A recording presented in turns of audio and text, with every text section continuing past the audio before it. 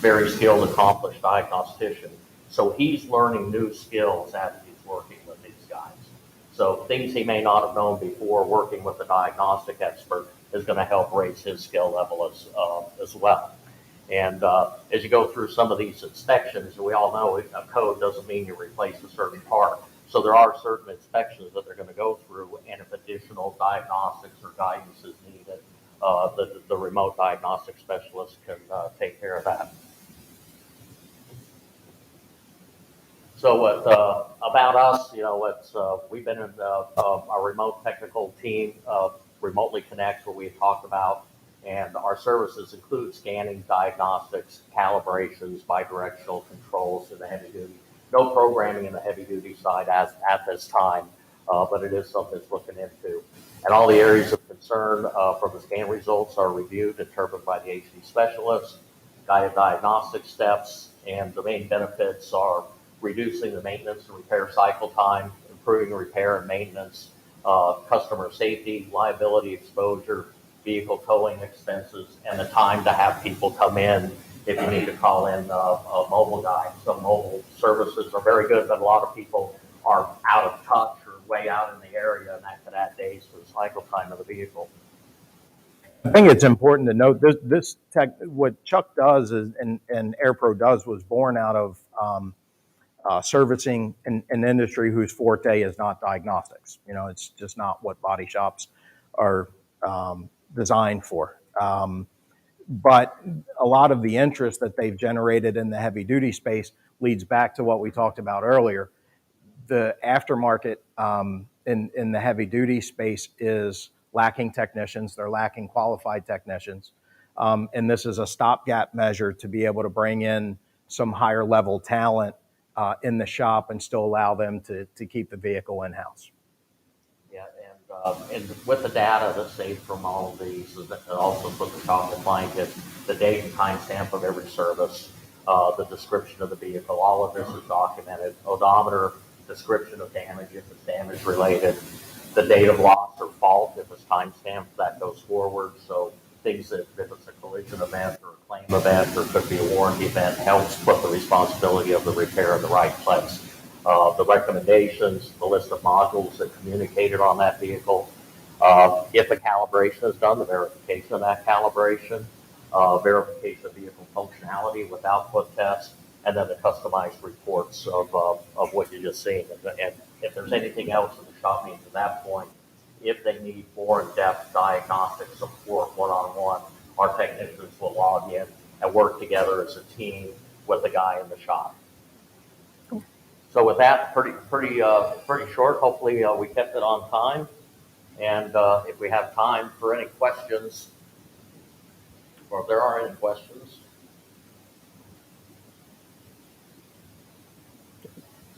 Seems pretty quiet. Good. Call the session. Right, so the reason you saw that was primarily, and we are doing always run the program when we're doing.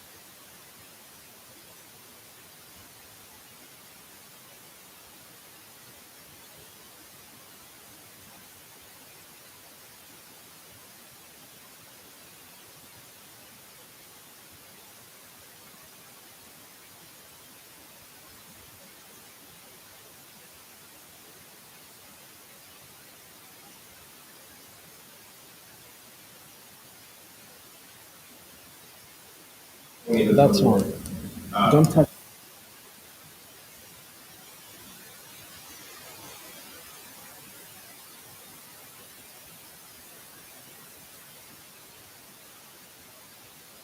And other financial crimes. And as time has gone along, we had a couple of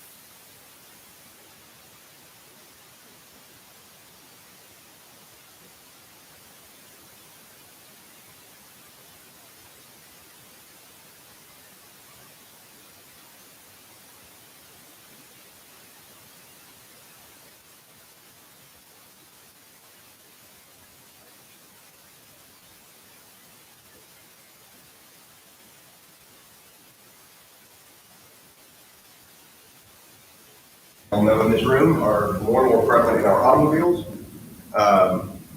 and is applicable to the people here. So a little bit more about us. We have a ton of acronyms. We're part of the government. So I heard a couple of the other people getting introduced. Automotive industry has its share of acronyms as well. So we've gone through a couple different name changes. We had fraud or financial task forces and electronics crimes task forces that were different things, and we've merged them all into a cyber fraud task force now. So if there's fraud and a computer involved, we can play in the space. With that being said, we do quite a bit of work through the infotainment systems of vehicles to further the investigations of our crimes. So we have some interaction on that side as well, and we'll talk a little bit more about that in a little bit. So if you're at home and your computer screen goes like this, have you had a good day or a bad day? This is a bad day. And this is an interactive presentation, so we'll roll with it as we go. So we want to avoid this in all shapes and sizes. This ransomware is not a good thing. With that being said, how many people in the room consider themselves nerds? Okay, I'm great, perfect. We're with my people. Everybody else is on the mechanical side? Okay, so the good thing about this is with most of what I do is delta analysis. And I think as a shade tree mechanic, delta analysis is a big part of diagnostics, right? Is this different than everything else I've seen today? And if so, it's probably something I need to address in one way or another. Same thing's true with a lot of what we're going to do here. So even if you're uncomfortable with IT words, the processes are really the same. So ransomware, anybody got a definition of what it is? Internet's fabulous, right? It's got definitions for everything. So Oxford gives us a definition. And there it is. I'm not going to read to anybody, but it gives us a new word. Now we got this malware word. So malware is really anything bad that attacks your computer, okay? And a computer's broad, right? It's not just your PC at home or your Apple device at home. It could be your phone. It could be your infotainment system. It could be your refrigerator. It could be your HVAC system at home now, your Nest, your wireless TV system that you've got checking out the delivery guy or whatever else is going on. Wikipedia gives you a longer definition, and we give you a third one. So really, the thing about ransomware is it's malware that's going to attack your system. It is going to cryptographically lock your files so that you can't use them, and then hold you hostage and demand that you pay through a Bitcoin address that we're all super familiar with, right? Everybody in here is a big crypto trader? No? Not a bunch? Okay. So demand that you pay this virtual coin to someone somewhere in the world to unlock your stuff. Maybe. What could go wrong? Okay, so we don't want that to happen. Best way to avoid a problem, the best way to deal with a problem is to avoid the problem, right? Not to let it, preventive maintenance, whatever you want to call it, to keep the problem from occurring. So part of that is having a plan. Do you want to make a plan post-problem or pre-problem, right? Once everybody's freaked out that your entire network is locked up and nobody can open anything and somebody's demanding copious amounts of money from you, is not the time to figure out what you should do. So invest while you're all sane and have time and you're not up against the clock and worried about getting fired to have a plan on what you're going to do. It is not a one-size-fits-all scenario. Everybody's business is different. Everybody's risk tolerance is different. Everybody's exposure is different. You got to be able to apply that to whatever your scenario is and make good decisions for your space. One of the things to consider is, are you going to pay? We get a lot of ransomware attacks that make the news. We get a bunch of healthcare companies have been ransomware recently. We've had some power companies that have been ransomware. Their stakes are fairly high, right? When a sector of the United States is without power, you don't want to be making a plan, right? Like that is a bad day to be making a plan. But you got to decide if you're going to pay or not. Generally, the U.S. government, we don't negotiate with terrorists. We don't think it's a good idea. We're not the decision maker on that, but that's going to be our position, is that you should not pay the ransom. Part of your plan is who you're going to contact. There's generally 3 groups of people that you can contact. Who thinks they can name 1 or 2 or 3 or any of them? I did, and I'll come back. Yeah. So, okay, is that, you're saying you're going to call me? Okay, so I'm law enforcement. I'm one of the 3 people you that could be contacted. Probably should be contacted. Insurance is a second one. Could be a cybersecurity firm. I got one other one that may or may not be in there. Your clients could be one. So that's usually not immediately. So as soon as your screens all start getting the V for Vendetta guy up on there, who else probably needs to be involved? Okay, IT. All right, enough guessing. I think the correct answers are generally law enforcement, insurance, and legal counsel, right? So the command team at the business is probably going to interface. IT's probably bringing it up first. Hopefully somebody noticed it, called the IT guy. He called his boss, and it goes up the chain. And at some point, a C-suite guy's going, what do I have to do? And the people that generally know what we have to do is somewhere in the legal department. And they're generally going to be working with some contracts and maybe a response plan that already exists to know whether you're going to go through the law enforcement or InfoSec response team or your insurer to figure out what the next steps are going to be. So there's a million of these, okay? What do you do to prevent a ransomware attack? The Secret Service has this answer. If you Google it, you get as many answers as you want, because again, it's situationally dependent, and everybody's got their favorite type of shoe. Some of the lists are huge, 35, 40 steps long. Some are 4 or 5. We're somewhere in the middle. You got to do something, right? And this is a good enough place to begin, but certainly during the course of developing your own plan, you'll be in a position to use this model and other models that make the most sense for your business scenario. So the anatomy of an attack. Okay, so access has to be acquired. So if there's two-way communication across the internet, somebody can attack you. Okay, that makes sense? If you're interfacing with somebody's page, web page, Obd2 scanner, car, cell phone, HVAC, all those things we talked about, somebody can send data that it's not expecting and generate an exploit that they can get permissions that you didn't design into having, that they can leverage to generally move laterally across the network and elevate their permissions and do worse and worse things to you. That makes sense?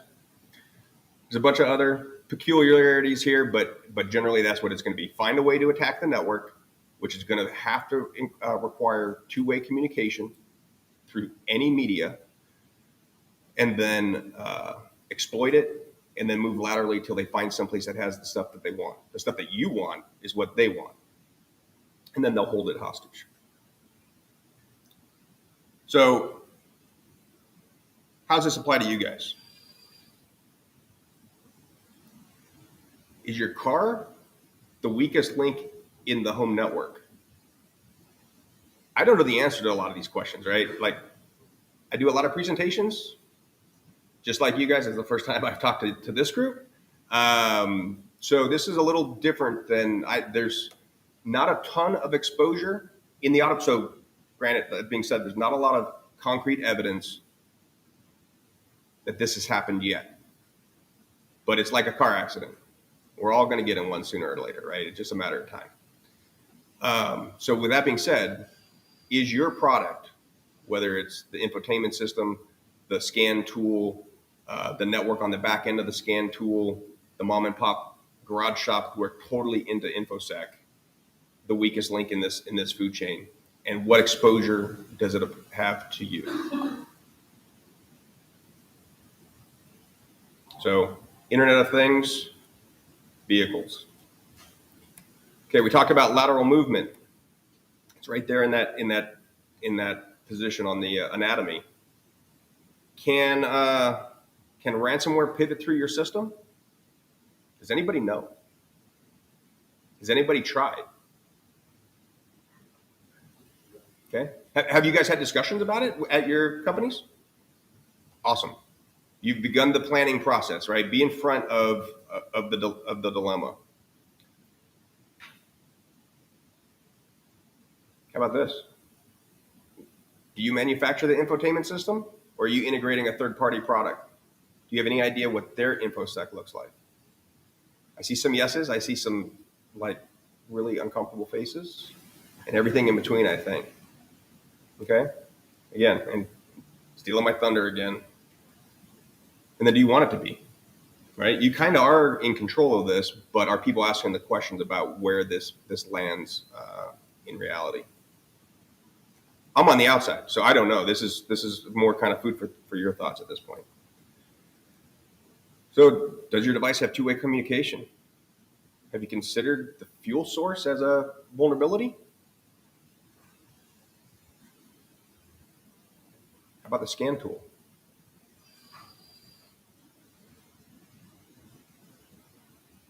Nobody says their tool can be exploited, right? Nobody comes out in the sales brochure says, you know what, this one's really easy to get into. So you can either take their word for it, or you can kind of assess that problem for yourself and determine where you're at in that risk, right? As you reduce risks, which way do costs go? Up, right? Costs go up. Where's the user experience go, up or down with heightened security? Down, right?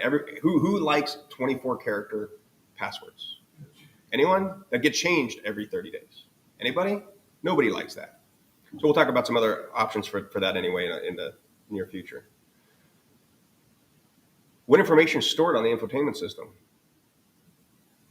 A lot, right? How much information is on your phone? How much of that information is stored on the infotainment system? A lot. If I pulled out of my garage and hit my spouse because I didn't like her anymore, and then pulled forward and put in reverse and hit her again, pulled forward and put in reverse and hit her again, and pulled forward, opened the door, 30 seconds go by, and I shut the door, and I put it in reverse, hit her again, because I'm thorough, and then pull forward, and then I do it one more time and leave to go to work. Is that information stored in your car? In a lot of cars, right? Depends on the infotainment system and what's in the CAN bus and all that jazz. But have murders been solved by looking at what mechanical events have happened to a car that's stored on the computer inside of it? Absolutely. It's that, like, I didn't make that up, and it's not a real life event that I was a part of. But Burla, a company that does infotainment system extractions, has used that as a case study where that actually happened, and they were able to pull the data out of a vehicle and say, you know, your alibi sounded really good, so we looked at what happened inside the car. So there is a lot of stuff there. Is it sellable? Stuff on a phone? Absolutely. And again, nobody really knows how much two-way communication is going between your paired device and an infotainment system, and what can come back to your phone that could migrate across a network in that space. All right, there that. And then, forgive me if I'm using really bad pictures. I'm not super familiar with this industry, but free ODB2 or OBD2 software. What's being stored online? Who's securing that? You? Them? Anybody know? All right. So what do you do about it? That 24-character password. We've got this thing called MFA, Multi-Factor Authentication. Who's heard of this? How many people use it? Awesome. Okay. Strong. So we get to go through the definition game again. So if you use two or more pieces of evidence or credentials when logging into an account, the first word was 2FA, two-factor authentication, and then we've gone to MFA for multiple function authentication. Okay. So you want to secure your assets, right? You want to make your stuff harder to be stolen than the other guy. A lot of things in cybersecurity is kind of a bear race. Anybody familiar with the analogy? You're in a race with a bear. You don't have to be the fastest guy in the room. You just can't be last, right? Be harder to compromise than your competitor. Because in general, cyber hackers are people. Are people industrious by nature in everything they do, or are they lazy? I think they're lazy. They want to do as little as they can to get done what they need to get done. And if you're able to kick off a computer process to attack the world, you don't need to spend a lot of time on things you can't get into. You just let the computer find one that it can get into, and you deal with that one. So a lot of automated processes can scale very well against the internet. So again, just be hard enough. Don't have a known exploit that the whole world is picking on at the same time. All right. So MFA, something you know, something you have, or something you are kind of the three definitions that can be used for different types of authentication. Okay. Everybody's probably familiar with SMS authentication. Everybody's gotten the text message saying, okay, put this code in now. Terrible choice. SMS is compromised the world over. If they want to use that to attack you, you're gone. Maybe they don't want to attack you and you get away with it. I've got a couple of things that I cannot get away from that as somebody that cares about InfoSec, I don't have an opportunity to not say use my phone or SMS to harden my logon authentication. Then we get into some other stuff. We get into physical devices. They look a lot like a USB device, and that will be showing that you're present there. The odds of the hacker in Russia having access to my physical hardware token and my other credentials to log in all at the same time is a spy movie, right? Like that's not every day. Authenticator apps are probably my personal favorite. I think it's an easy tool to use. It's more likely that you have your cell phone on you than your key or a USB dongle or YubiKey or something else to that, and use that as a way to further harden your identity is a popular answer in my opinion. Sir? One of the problems with these is that first choice is what most companies offer you as the only choice. Agreed. How is that going to change? So hopefully, more and more presentations in the last 4 years have talked about the vulnerabilities in short messaging services, SMS, text messages for normal people, and email being routinely compromised from all the data breaches. So credential stuffing, is anybody familiar with that term? Credential stuffing is saying, hey, this guy's Eric Lacombe. Most usernames are first initial, last name, maybe first name, last initial. I'm going to guess, because I'm a computer and I can do thousands of operations per second. I'm going to guess that. And then I have seen that username on the dark web from a compromise of somewhere. I work for the government. Was the government compromised? Yes. Is all of my stuff out there? Yes. Is that awesome? No, that is terrible. It sucks forever. And that's just how it is. But if I use what credential stuffing is going to be is going, hey, we got into personnel files for the government, and this is what user Elecom used for credentials. Did he use it anywhere else on the internet? People are lazy or industrious by nature. Lazy by nature. So the computer says, let's take that and log into everywhere that has a login and password. Do you want to do that? That would suck as a person, right? As a computer, it's just a process. It runs while I'm eating ice cream and watching Netflix. And sooner or later, say, hey, let's go see what's in there. Okay? So credential stuffing is using those same answers again and again and again. Your question, which was really what? Are we going to move away from SMS and email as the only choice that banks, insurance companies use? So yes. So again, unfortunately, the government's retirement system will not allow you to use anything but SMS. But everybody else, for the most part, is allowing other options. But us as users and you guys as industry insiders can help shape that space and go, hey, the options that are available in the marketplace without being unnecessarily burdensome to our customers and making that user experience that they don't want to buy our stuff. And go, hey, if I have this tool because, let's just say BFA. BFA allows this. BFA is a big bank. They have lots of customers. So odds are lots of their customers might have these options already installed for authentication methods. You could still use that same tool in your platform and probably mitigate the burden, the new burden to your customer base, right? So apply the scope to, I apply what I use at home, and can I teach my mom and dad to use it without hating myself for a copious amount? Do I have to go to my kids for them to show me how to do it? And I kind of use that as my barometer on how good or bad this solution may or may not be.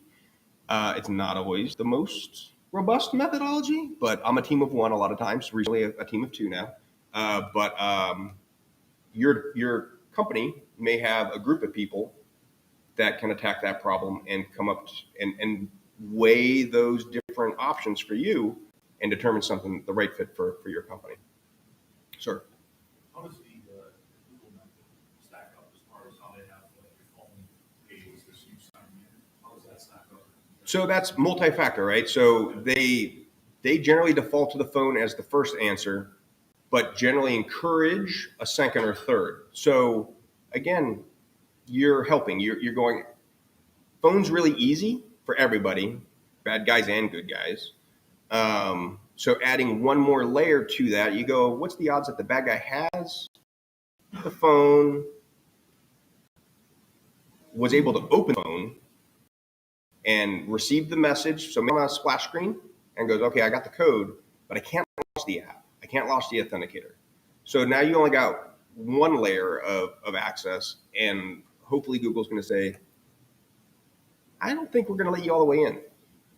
So is SMS good as part of the M and not a 2? Probably, but if it's 2 and it's 2 for the MFA and it's just SMS, it's better than nothing, but it's not great. Yes, sir. How do they explain the SMS? I mean, is it in the middle or is it Generally man in the middle type of deal. So there's a group of people that it's fairly targeted. So they've already established somebody that is high wealth. They've probably gone to the dark web and bought all the information that's already out there for them. And they're great at social engineering. They call up T-Mobile and say, hey, I just dropped my phone in the toilet. I bought a new one and I need to get it ported over. Okay, we need you to answer some questions. Well, good news. I got 12 pages of history on this dude.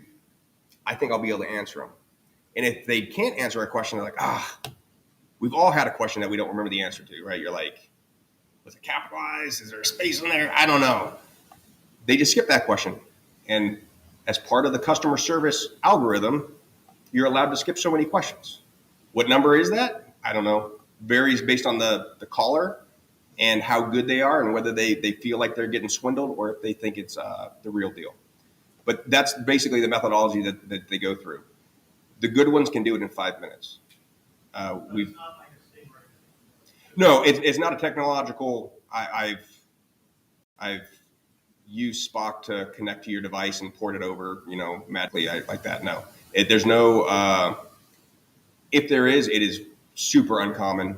And no offense to anybody here, but I don't think there's anybody in the room with enough net wealth to be targeted should such a thing exist of that nature, right?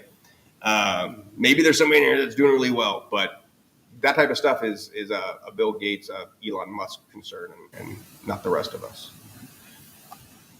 Other questions? Good questions. Okay. So, how much do you do to harden your endpoint?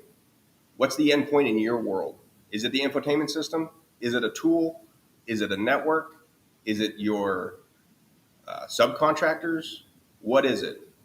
Figure that out for yourself and determine how you're going to work with them and yourselves to solve that problem. And then balancing that act between having the safest world that no one wants to live in or having a world that has managed risks, managed security, and a good enough user experience to make people want to still have your product. And again, there's you don't want to destroy your car, and just don't be last in the bear race. Penetration testing.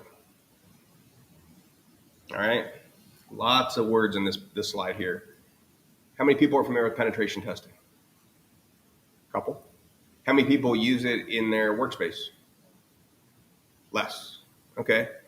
So penetration testing is paying somebody to attack your network in the loosest definition of network. That could be attack my infotainment system and see how you can break it and what you can exploit from that, to attacking your corporate office and seeing whose emails you can get into and what pictures are saved on their hard drives and all that jazz. Okay? That sounds terrifying, right? So the options are the bad guys do it or you pay a good guy to do it. And then there's people in the middle. So black hats are bad guys. Bad guys out there trying to exploit your system, to take your stuff, embarrass you, sell it, use it nefariously. White hats are people you pay to follow rules, okay? The business tells them the left and right limits of what they can do. You can't go to my house and hold my wife hostage with a fake gun, have her call me and demand access. Out of bounds. We're not doing that.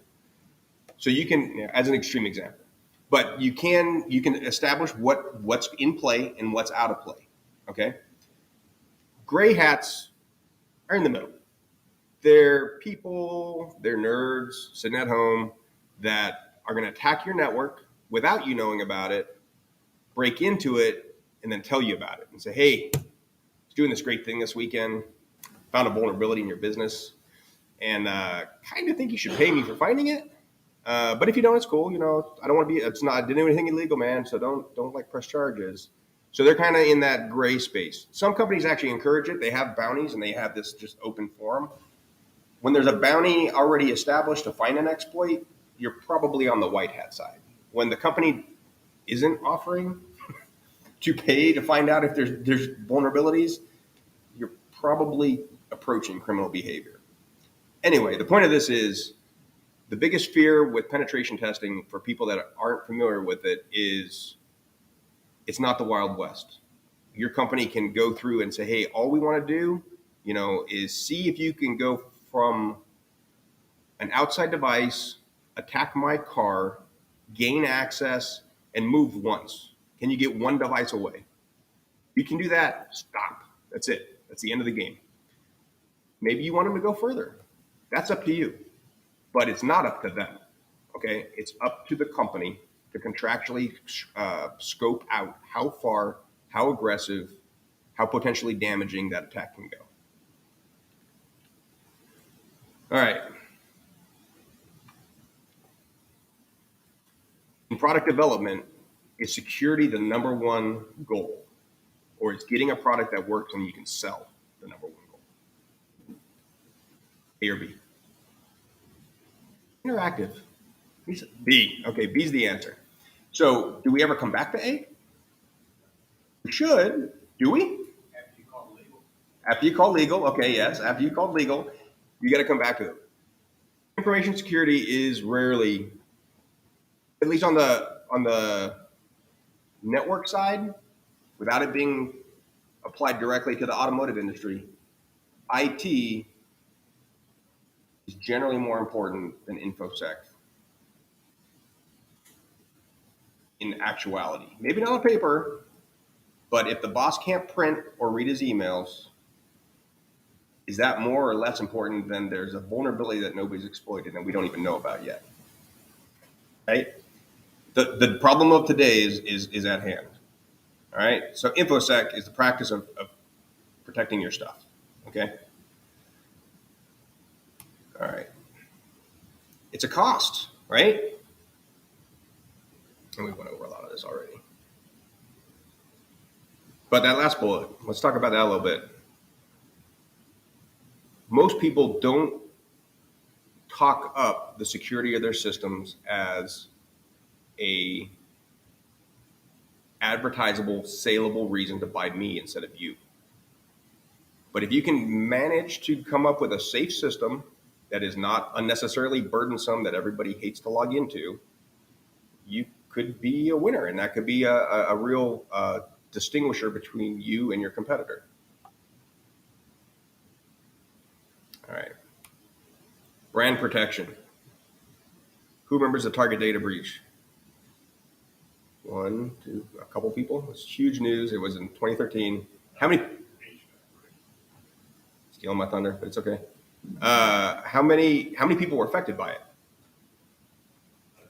I was. How about in this room? Anybody affected by it? Yeah. So it happened in 2013. I was actually one of a couple of groups that had bought some credit card numbers on the dark web that helped identify this wonderful little event. Target paid $18.5 million in settlement. How many of you want to write that check? I don't. That's terrible, right? They lost a lot of credit card numbers. It's a big number. Wasn't the biggest breach in the history of the world, even at that time, but it was substantial. Worse than the credit and debit card numbers, they lost a lot of customer data. Okay? And it's getting to be old, right? This is 9 years ago now. We all lost faith. Their stock took a tremendous tumble. It's recovered. And like I said, the attack vector was a third party. It was an HVAC system. They had a vendor portal, right? Target's a huge corporation, right? They've got to have a way to automate letting people interface with the systems that they've bought or used or interface with, right? So they created a vendor portal, but they skipped a little bit on the InfoSec. So an infected third party on an improperly segmented network was allowed to gain pretty much a root level access to the network and then laterally move across, find all that unencrypted credit card and user data, and pipe it out. So a couple things to think about. Back to that Delta analysis. This is something everybody loves to talk about, is their network flow. Everybody familiar with their network flow? Know exactly how much data comes in and goes out on your network every day? No? Nobody does. Everybody hates it.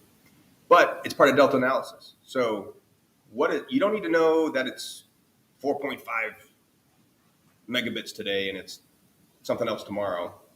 But somebody should have a historical graph of that. And if it goes up by a factor of 10, something happened, right? Like if you're working on an automobile and normal is here and it goes to here, something happened and we got to figure out what, right? That's normal troubleshooting. So you don't need to be an IT or InfoSec guy to realize that the scale has changed wildly and we should do something. We should talk to somebody that knows more about this than me, but something bad happened and it happened here. Okay. ID theft versus credit card data. Who has not had a credit card or debit card compromised? Awesome. I wish I had something to give you. Congratulations. There aren't many that haven't. I've had it happen a couple of different times. Who's had their identity taken? Okay. Which one's harder to deal with? Okay. If your credit card gets compromised, the bank says, that's tragic. It's been canceled. Here's a new one. If your identity is stolen and out there, and people start opening up accounts in your name, getting loans in your name, buying houses in your name, it's a reasonably significant emotional event. And there's not a lot you can do about it. It's a bad day forever, basically. So with this, those 70 million customer accounts that were compromised probably had much longer term consequences than the 40 million credit card numbers were. As pretty much as soon as this happened, 40 million people had packages in the mail from various banks saying, yeah, we're done. Here's a new one. We're not even going to let that float for a day. As soon as the news came out, we're dealing with it. Okay? The worst thing about this is kind of what we talked about earlier with they're lazy. I've got processes running. I'm attacking the universe at the internet level. And if I get stopped in 90,000 places, it doesn't matter. I can park that and wait for somebody else to exploit it. I've at least got it identified and say, hey, you know what? If I get an answer to that question, I'll come back and hit those 90,000 people. So there may be an attack ongoing on your network that isn't finished. And do you even know? That's a real hard question to answer. But you have a robust InfoSec team that should be something that they're charged with trying to find. All right. All in all, Target did a pretty good job. They responded very fast as far as the system went. Compared to what other businesses were doing, 4 days they were aware, there was notifications going out. They owned it, fell on the sword, were all over the media, and began dealing with it. They lost a lot of money right then. They lost a lot of money in the future, but they have recovered, right? Like, is anybody scared to go to Target now? We've gone back, right? Like we were at the beginning, and now they're just another company that's been breached. They handled it well. They had a plan. They fought the plan, and they had a pretty good plan, all things considered. How much can you afford to lose? You know, when you're arguing how much money needs to be spent on InfoSec, consider how much you're willing to write a check for to make up for your Mea Culpa. It's a good way to kind of balance the scales and go to the boss and say, what can we afford? And make a determination as to what's right for you. All right. That's enough of my doomsday scenarios. Sir? Did Target ever find out? Sure. Yeah. So a company was found. So they were able to work. They have a big IT company, IT infrastructure and InfoSec infrastructure, and we're able to go through logs and determine which set of credentials were exploited and got elevated, and we're able to start moving laterally. It's an HVAC company that had legitimate access to Target's through their portal to remotely monitor and maintain and update the HVAC, right? A legitimate purpose with a contracted customer to do the work. But just going to hazard a guess, the HVAC company probably wasn't as big as Target was, probably didn't have as much of an InfoSec budget as Target did, and Target was probably a lucrative contract for them. I'm not sure where they are on the food chain, but if I were to guess, that would be a reasonable set of assumptions to start with. So the bad guys know this, and they started sitting on the portal, seeing who was logging in, working backwards to see who they were, find somebody with a vulnerability, and then attack them and pivot off of them. So where are you in that food chain? Are you Target? Are you the HVAC system? Are you the guy that designed the vendor portal in the middle?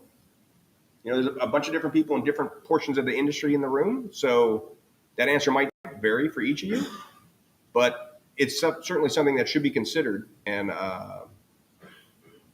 apply the right level of risk management and InfoSec tools to elevate that. Okay, so the takeaways here: understand what that malware is out there.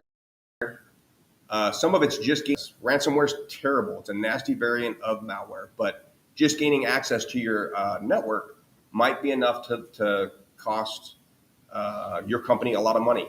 Target was not a ransomware attack. It was just a data breach. Still cost them more money than I'll see in my lifetime, right? That's a huge amount of money. Harden your endpoints. MFA is an option, and penetration is a way to determine if what you've applied is successful or not, right?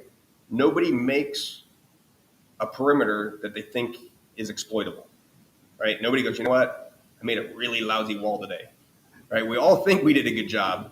So we need an outside set of eyes to attack it with a different brain than yours and figure out how good a wall it is or not. Have a plan. Creating a plan under the gun is no way to make a plan. It's a terrible way to do business. Do it while you've got time. Is it going to work for the entire problem when it surfaces? Probably not, but hopefully you have a framework that you can mold around whatever scenario actually presents itself to you. All right. With that, we've had a lot of questions throughout, but available for questions if they come up. So I'm here in San Diego. There's somebody like me across the United States and in all the offices in the Secret Service.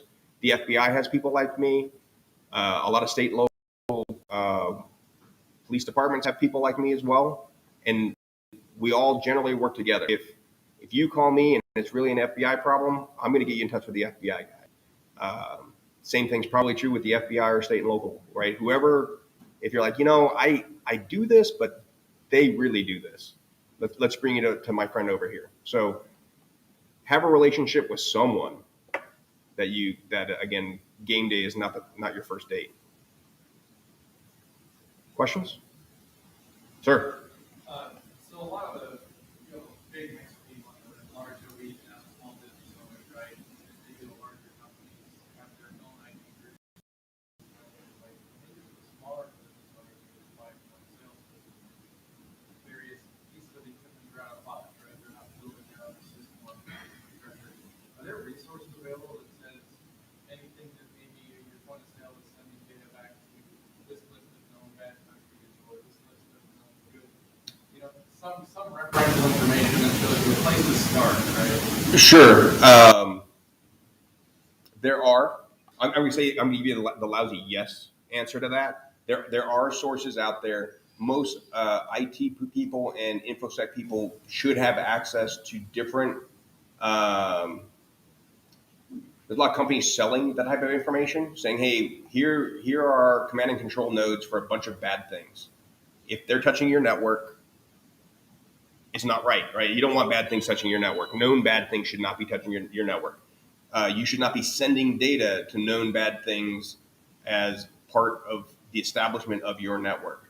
So there are quite a few commercial and open source tools that you can use to list out that iterate different known bad locations. And then on the flip side, a very thorough InfoSec or IT person would say, I am able to monitor all of my outbound traffic, and I'm going to, again, establish normal. Like the first time you do it, terrible chore. But after that, you're going to be able to say, hey, we've already checked these. These are all known good things, right? This is Microsoft. I need to get updates. I touch that every day. But these 4 new ones, what are they? And why were they connected to? And whose terminal did it come from? Is an easy early warning tool for your InfoSec team to determine something's happened. I don't know if it's good or bad yet, but it's different than the last 7 days. So I need to figure out what it is. Does that make sense? Yeah. Did I answer the question? Yeah. I was also curious if there was like a resource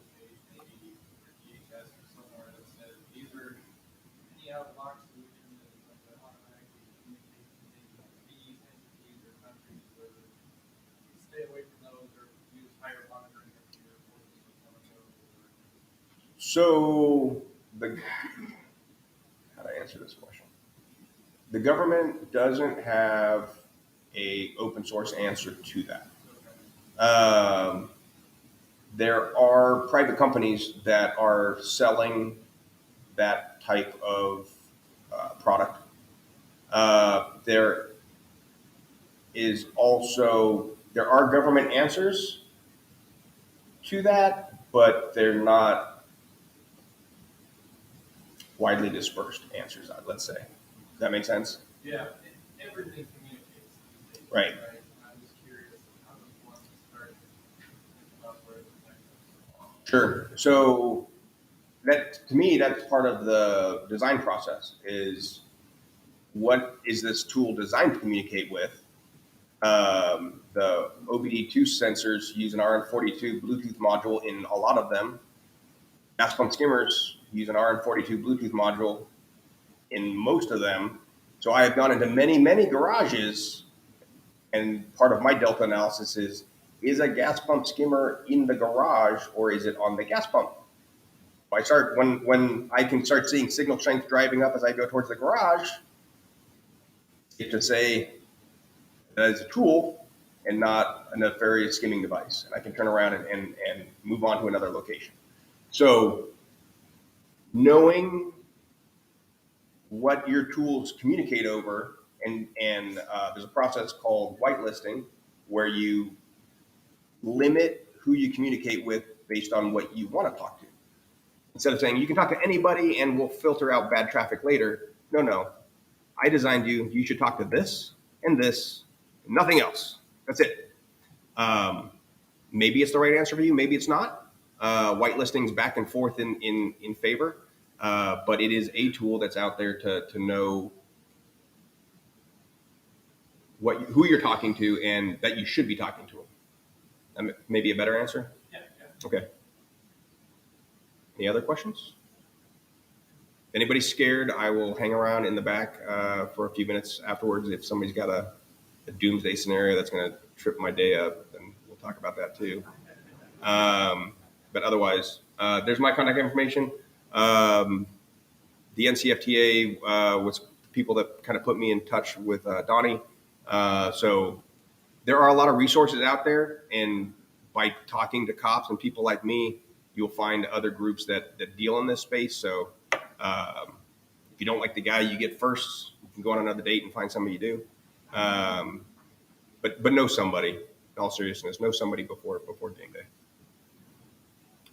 I do okay on time? Perfect. All right. Thank you, everybody.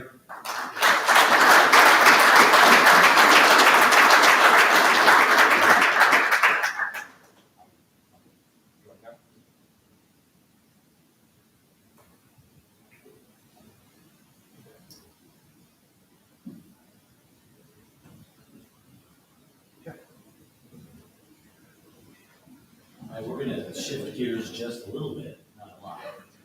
And we're going to kind of look at this from the car side of things. And pleased to have with us today, I'll put his smiling mug up here. No, I won't. I'll go here and put his smiling mug up there. There we go. Brian Doherty from Mfa Motor Equipment Manufacturers Association. He is their Chief Technical Officer. He's very involved in what's happening with vehicle security, both with the auto ISAC. I'll let him explain that, and of course, his responsibilities at Mfa. He comes from an extensive background of auto design and was with Visteon. So I'm not going to give a long bio because it's a long bio, and just let Brian do his thing. So if you'll welcome up Brian Doherty.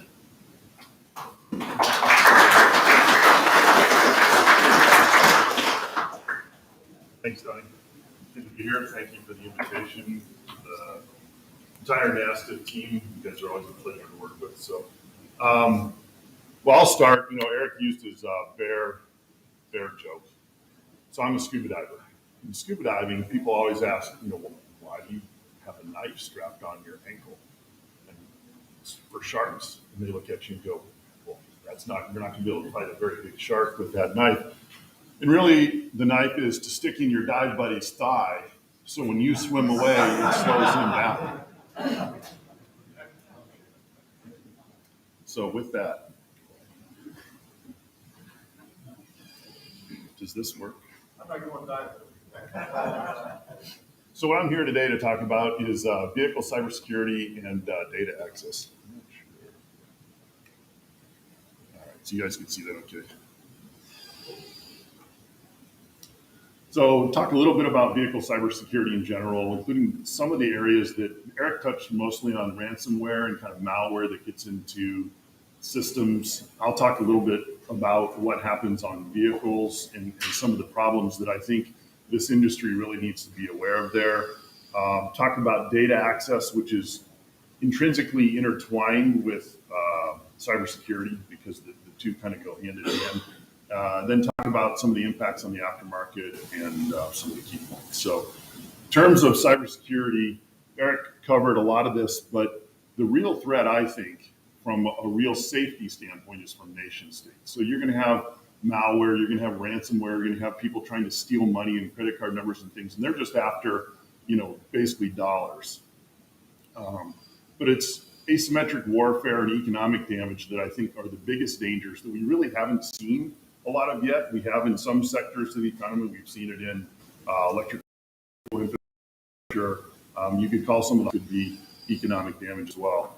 But vehicle cybersecurity is going to be a serious issue forever because now we've connected all of these systems that weren't designed to be connected to anything, and we've connected them to the outside world. And the reason you hear a lot about the infotainment stack is because that has been the initial connection to the outside world that kind of can allow bad actors in. So any connection to the vehicle, whether it's wireless or physical, so everything from the Obd2 port to wireless access, whether it's a tire pressure management system or Wi-Fi or something like that, those are all potential access points. So as I mentioned, current vehicle architectures were really not designed to be secure. So in fact, a CAN network was designed to be readily, very robust and readily expandable. So when you plug in a new device on a CAN network, the network doesn't care. It just accepts that new node and lets everyone talk to it. If you've got the right, codes, you can talk to any module on that network. The big problem we've got now is that these networks, being very insecure, now we've added control for steering systems, braking systems, and throttle control. So you've got essentially a weaponized system now that if a hacker gets into that, especially if they know a lot about that system, and nation states know a lot about a lot of things because they can apply a lot of money and time and very smart people to it, we could have real trouble. So those issues, I think, is why everyone's moving to a secure by design. And Eric mentioned some of those aspects, but this is going to be an ongoing battle to keep these systems secure now that they're open to the outside world. Here's a diagram of a lot of the attack surfaces. So you can see just from the number, you may not be able to see this, but I think you'll get the slides after this. But it's everything from tire pressure management systems, so Wi-Fi, but you can also spoof GPS. You can spoof, we talked about man-in-the-middle attacks briefly. There's all kinds of ways that someone can get access to the system. And depending on where they get access and what the weak links are in that network, they can do a lot of things. So one of the key things that we deal with, and you folks in this room deal with a lot in terms of data access, is the Obd2 ports. So I'll talk a bit more about how that's changing. I sit on an SAE committee looking at securing that. But that port was really not designed for what it's being used for today. So that port was a fuel economy emissions regulation essentially rule that port kind of came into being. I used to use a slide. The OBD1 was a disaster, what's now known as OBD1, because once the EPA said, hey, we need all this data to come off the vehicles, every company came up with their own connector. So imagine trying to, log into vehicles. They had dongle kits, or basically cord kits that you would take between your device, depending on which OE you were dealing with. Now that's really standardized on the OBD2 port as we know it today, but it doesn't limit the data in any way. It's a two-way port. You can access much of the data on the vehicle. And in addition to the emissions data that's regulated and required by the government, you have a lot of other pins on that device that essentially OEs have said, hey, I'm going to put my CAN buses and connect them right to those pins. So what we see as an industry is not mandated access to that necessarily, but just convenience, laziness, as Eric would say, on the part of the OEs using those extra pins to get their proprietary data networks to the outside. And if anyone has any questions as we're going on here, please raise your hand and I'll try to answer them as we go. So as I said, I sit on the TEVDS 20 team. We issued J3138 about securing the OBD2 port, or the data link connector as it's known, a number of years ago. OEs recognizing the problem of this, and mainly because of the dongles that can be plugged into these from insurance companies and for other reasons, are looking at removing essentially access to those other pins or not putting the information on those other pins for their own CAN networks. We're also seeing a lot of increases in over-the-air update capability that are now in vehicles. So just about every OE that I've talked to is moving to an over-the-air update scheme in one way or another to be able to update their software. And it saves them a lot of money rather than a vehicle coming back into the dealership to do a download. They can just push it out and do hundreds of thousands of vehicles at the time. This is going to reach about 100% of all vehicles pretty soon. Very much less expensive than other methods, but now you're opening another attack surface. If the over-the-air update system gets compromised, now you're not just dealing with a bad compromised laptop in a service bay, you're dealing with someone intentionally taking over and sending malware out to hundreds of thousands, if not even millions of vehicles, depending on the OE. So that all requires a very cyber secure download system. One of the ones I worked with the Uptane team in the very beginning, who worked with a lot of the government agencies developing a secure way to do that. And a lot of the OEs are kind of working on that. As I mentioned, data access and cybersecurity go hand in hand. There's a lot of standards out there. NHTSA through FMVSS says, hey, we can do anything we need to recall an unsafe vehicle. So imagine you have a module that's on a vehicle. It's been out there for 8 years. No one thought it was a problem, but now it's deemed a cybersecurity risk because there's been a hack on that vehicle. How much will it cost that OE and the supplier that potentially supplied that module to fix that? There may even be cases where that module really can't be fixed. It needs to be either replaced or even the architecture needs to be redesigned. So you have situations where it may be cheaper for the OEM to actually buy back and crush the car than it is to fix it. So we talked a little earlier when Eric was talking about NIST. NIST has a lot of cybersecurity guidelines and best practices. I've worked over the years with the FBI, the NSA, Homeland Security, as it's now known.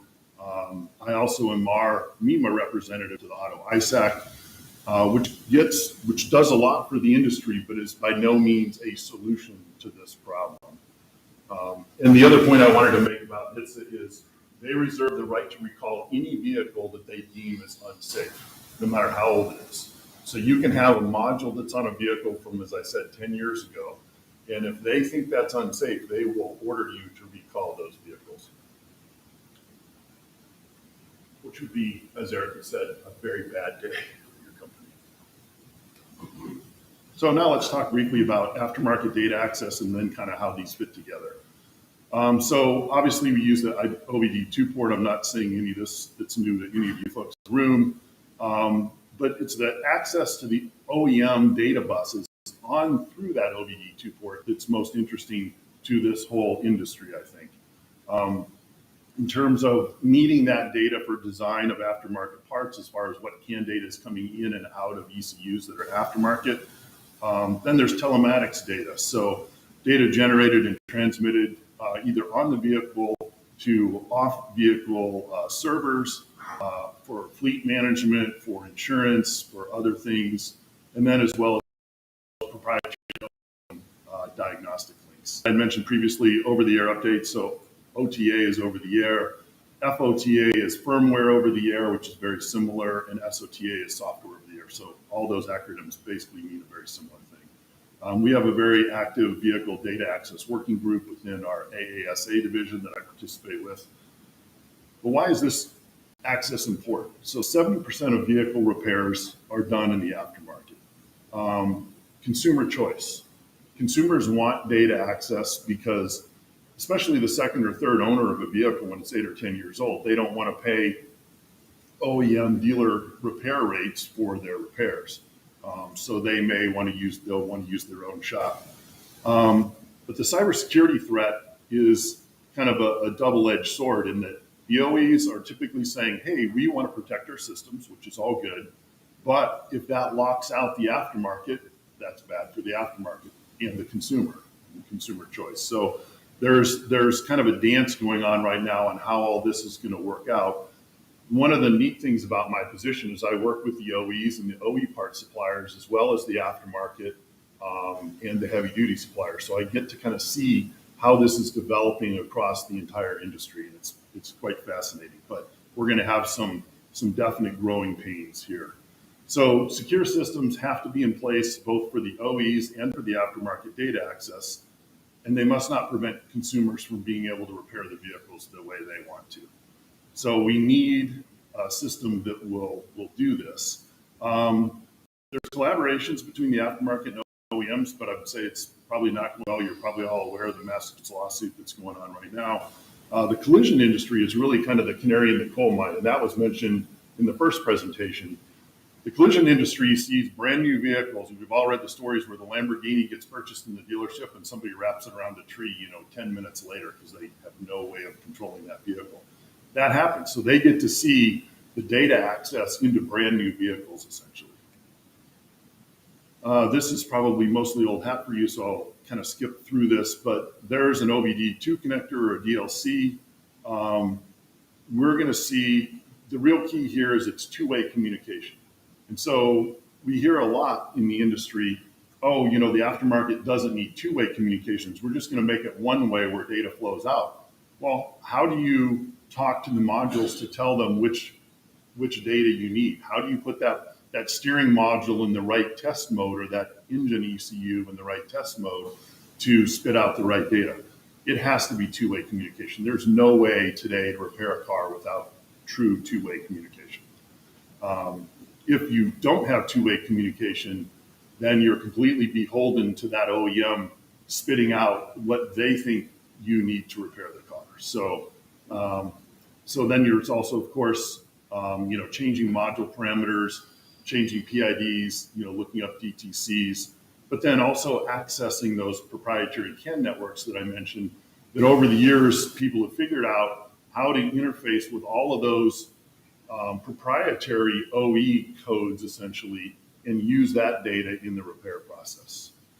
One of the problems we've got is, aftermarket Obd2 dongles that are out there from the insurance industry for, fleet management, for insurance, for tracking, for rental companies and things. CERT, which is one of the, it's a four-letter government, quasi-government agency that works closely with the FBI and other things, did a study of, I think it was 8 or 10 dongles a number of years ago, and they were all found to be horribly insecure from a cybersecurity standpoint. So people that are plugging these dongles in, you're essentially plugging in a wireless modem into your vehicle bus, and then if a hacker comes along and can access that wirelessly, they can access and have two-way communication with anything on your vehicle. So, as I mentioned, people have gotten used to the level of access that's in the Obd2 bus today. But that command access, being able to talk to a module and tell it that you want to put it in a test mode and get that data off the vehicle, OEMs are starting to work towards shutting some of that down. The Obd2 connector, and this is one of the confusing things about this discussion, that won't go away because it's required for emissions data, at least on internal combustion engine vehicles. And all the OEMs we've talked to, even for battery electric vehicles that really don't have that emissions issue, are still planning to keep that Obd2 connector, which actually is surprising to me. I would think it would be a cost saving, they'd get rid of it. But you're going to see the amount of data on those other pins essentially going away and becoming more proprietary or another wireless type link for the OE. Now, some OEs will continue using that, but they may have locked it down with a gateway module or something of those sorts, so that unless you have the proper access, you can't get in. This is going to lead to, more proprietary access where you have to pay a fee. And if you're a shop that deals with all makes and all, you may have to every month pay 40 sets of fees to different OEs if you want to maintain that access. And that gets hard to do from a business standpoint. But it's very important that the scan tool manufacturers, are dealing with this issue. I know a number of you are in the room here, in dealing with those multiple OEM kind of firewalls and data access issues. So part of my role is I work with folks like in the room today, but also the OEs, as I mentioned, on some of these cybersecurity and other issues. And, as I said, it's an interesting perch looking at things from both the OE point of view and the aftermarket point of view and trying to get cooperation and understanding there. So we have the AASA Mobility Technology Council. We have an ADAS working group because it's involved in a lot of those steering and throttle and other control things, is a very big part of cybersecurity. I sit on a number of SAE committees, and we work with AutoCare. I saw Aaron was sitting next to me a second ago, but work closely with Aaron and his team at AutoCare, with the folks at SEMA, with the folks at ETI, with Donnie and the folks at NASTIF. So these efforts have led to legislation to try to help the industry sort out what it's struggling to sort out with in terms of like the Repair Act here that was introduced this year.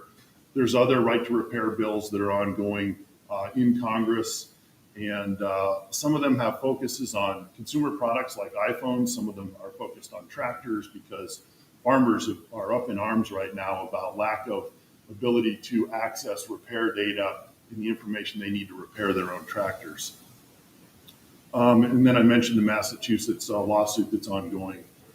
So there's the decision there has been delayed and delayed and delayed and delayed. It just got delayed again. If you want to know more about that, ask Aaron from AutoCare, he'll tell you. But the industry is trying to work together. Just briefly mention data privacy. So specific vehicle data, so vehicle location data, very important. External data in terms of speed, driving behavior, and sensor data from the cameras, LiDAR, what the vehicle is seeing from its sensors. Then in-cabin data can be things like video, audio, user recognition, even your music choices. Someone would be willing to pay to learn what your music choices were. What's that?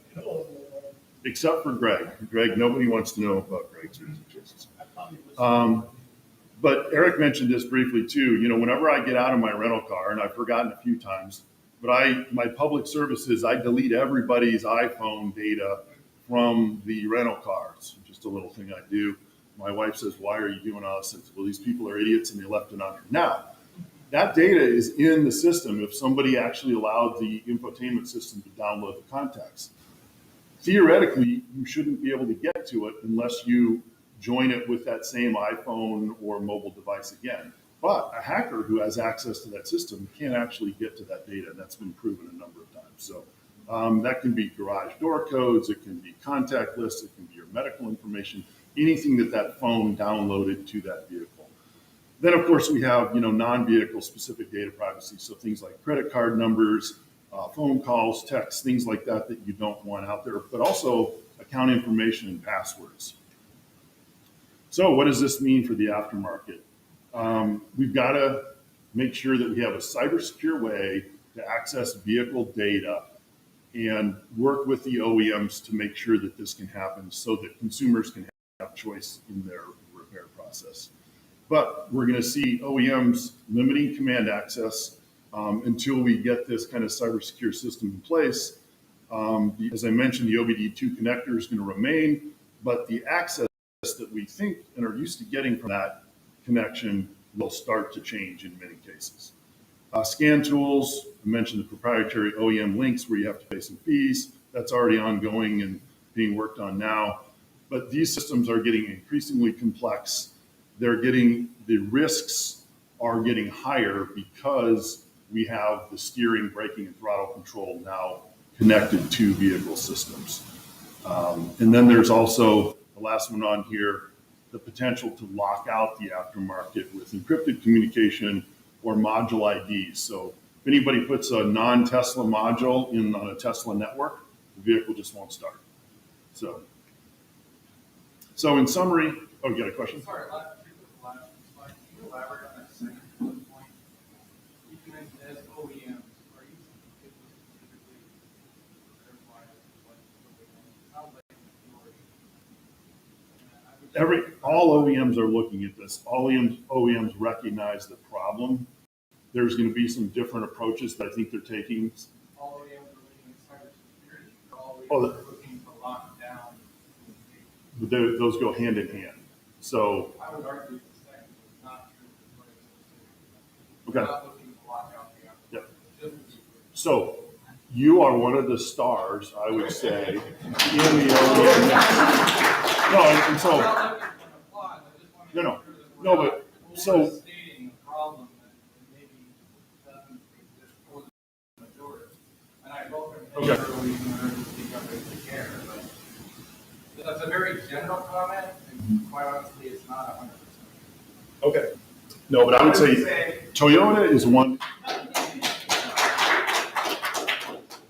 So I'd just say Toyota is probably one of the leading companies that I know of that is looking at aftermarket data access in a different way than some of the other large OEMs are. Because most OEMs look at it as we want to control our stuff.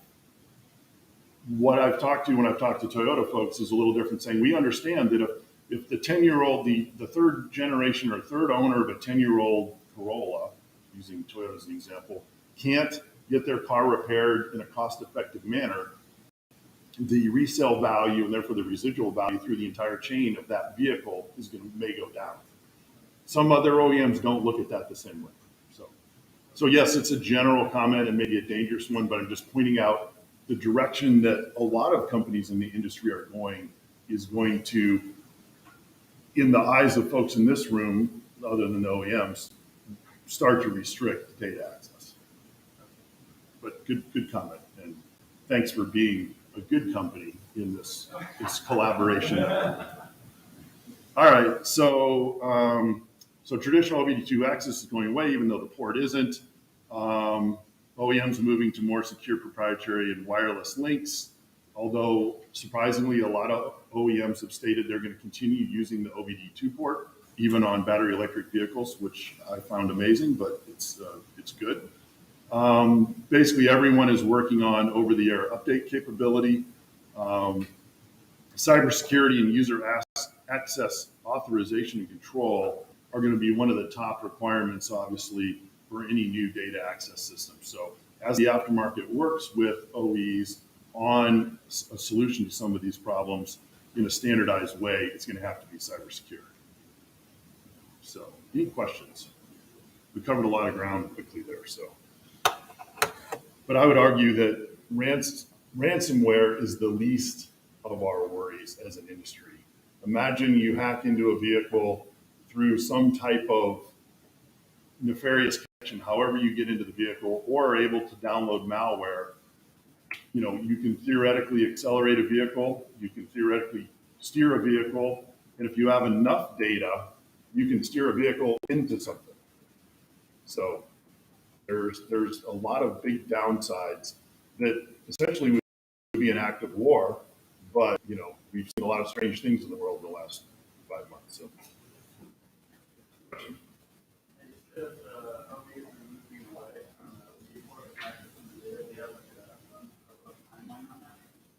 In fact, the timeline is a lot slower than I initially would have said 5 years ago. Because the fact that as all these new battery electric vehicle models come out and OEs are still putting the OBD2 port in there, using that. The problem is you get into these discussions on OBD2, the port's going to be there. But what data is still going to be there? Is it going to be the same data you used to be able to get off that port, 5 years ago? Or is it going to be a reduced set of data that's more generic, definitely the emissions data, but you may not have access to the other CAN networks that were on those auxiliary pins? At the end of the day, does it really come down to proprietary access versus standardized access? I think you're going to. User authentication would be a thing. Yeah, so it's gonna have to be a cyber secure, and I should have put the slide in here with what's now called OBD1, which is a plethora of connectors that came out in California, CARB, and then the EPA essentially mandated that emissions data come off cars. That rapidly went from, 40, 50, 60 connectors. Every OE had a different one. Some OEs had I think GM had 3 or 4 OBD1 connectors, as they're called now. If we can develop as an industry a more standardized way, it's going to in the end be better for everybody, because then everybody is looking at this cyber secure interface and trying to poke holes in it, doing pen testing, as Eric mentioned, and other things with a lot of eyes, rather than a bunch of proprietary networks that may or may not be as secure. I may not have phrased the question correctly. It's Yeah. not so much poking individual networks, it's getting in and out of the vehicle with a common user authentication. That if I buy a scan tool and something here, and I sign up with an authentication authority like what we have to launch this, that I have, they know who I am, they know where I work, they know I'm legitimate, that I don't have to get a different authentication for every brand that I work with. I think that's at the end of the day, that's what they're trying to accomplish in that speech. Yeah, exactly. But every OEM may not go down that path unless there's regulations in place. Well, but there's a lawsuit, as you know, and it's, we've been waiting for 8 months for a first initial ruling on it. So, you have a question? Is anybody left, do you know if anybody's looking at using blockchain as part of the security? Because in my mind, it would be a good option to use blockchain to secure something. So theoretically, yes, I can. GPS, spoofing and that type of technology. I mean, I don't know enough about it, but I was doing research and I thought it was something to look at. I'm sure that's being considered. Blockchain is being considered for all kinds of kind of traceable authentication for lots of things. You have a question? Are there any, has there been any reports of any non-localized vehicle hacks, like to the cellular connection that's been targeted rather than general attack? So the correct answer is no.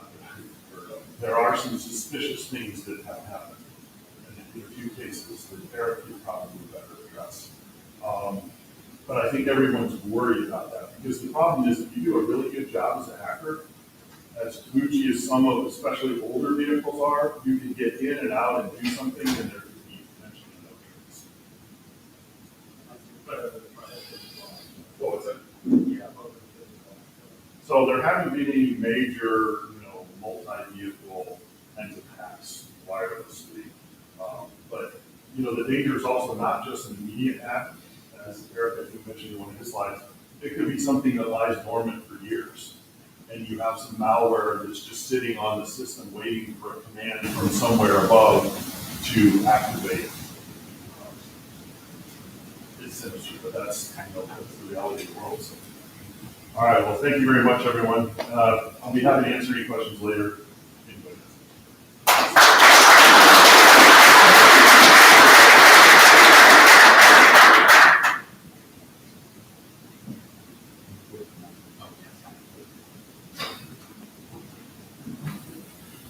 All right, I'm going to make a little change of our order here, just so that speakers who went to all the trouble to come here can make their presentations. And if we do run out of time, I'm going to be at ABI next week recording all of the material that we didn't get done. So you'll be able to see it in a couple of weeks. So, but right now, I guess it was, it's been months and months ago. But Jeff Peavy that works at ICAR reached out to NASDAP and said, how come we don't work together? Because no one ever asked. And he said, well, I'm asking. So I got an opportunity to go to ICAR in Wisconsin, hang out with those guys. That's a fun group if you ever get a chance, particularly this guy. So we've been working on ways that we can help each other to forward both of our initiatives. So I asked Scott to come and join us today. Some of you may be completely aware of ICAR. Others may have absolutely no idea at all. And so Scott is really the guy when it comes to all of their repairability and really a lot of the training materials that they put out. And I'm going to let him talk about what he does. And welcome Scott Van Hooley from ICAR.